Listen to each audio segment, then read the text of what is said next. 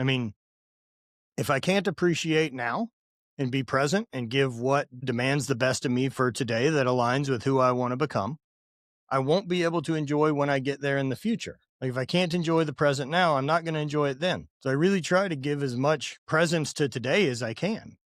I don't know how long I got, man. That's what really kicked all Not Dead Yet off was my dad dying. He died in 2014, pancreatic cancer, 11 months. And I just remember him saying it wasn't the plan.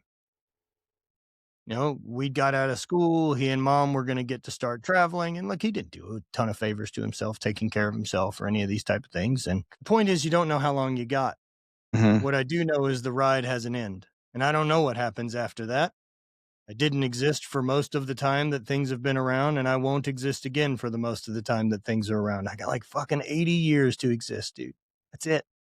I live in the greatest time in human history. I get to pursue my fucking dreams. I'm one of the only humans in the history of humans to live in this time of abundance. Plus being born in America. Like Jesus Christ, man. Talk about a fucking luck of the dice roll.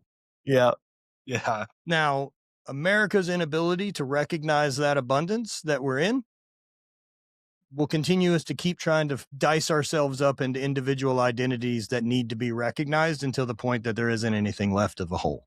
Mhm. We're all the same. And so with my dad dying, like it just turned the lights on for me about I'm so much more interested in the life that I haven't lived yet than I am anything I've done. Like I have X number of fucking hugs with my wife left. I have X number of days to chase my dreams. I have X number of days to see amazing things, places to go. I have X number of good times with my best friends. I don't know what that number is, but there's one less every day. I gotta put that on the whiteboard. Holy shit. Dude, and for my goal at the end of this ride, I don't want to ask for more time. That's what I want to be able to do. That's great.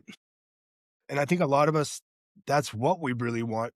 But a lot of us don't, how do I say this? They don't look at it that way. They don't go after it that way. They don't wake up every day wanting that same, they'll say it, it'll come across from, they'll lose a friend or a loved one.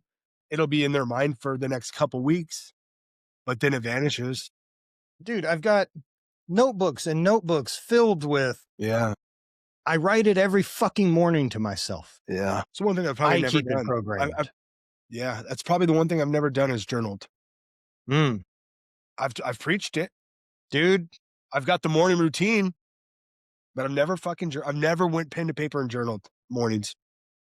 I've done the the 10 pages or, put up the quote of my storyline kind of thing. But as far as just writing, one, I got horrible handwriting. That's not an excuse. So But what? two, I've Boy, just I'm not never. writing it for consumption. Sure. I'm writing it to rewire my thoughts. That's actually a really good way to approach that because I think that's a big issue. Is you're right. It's not about going back and rereading it. You're not trying to write a book to publish. You're just trying to get the thoughts out so they don't loom and navigate your patterns.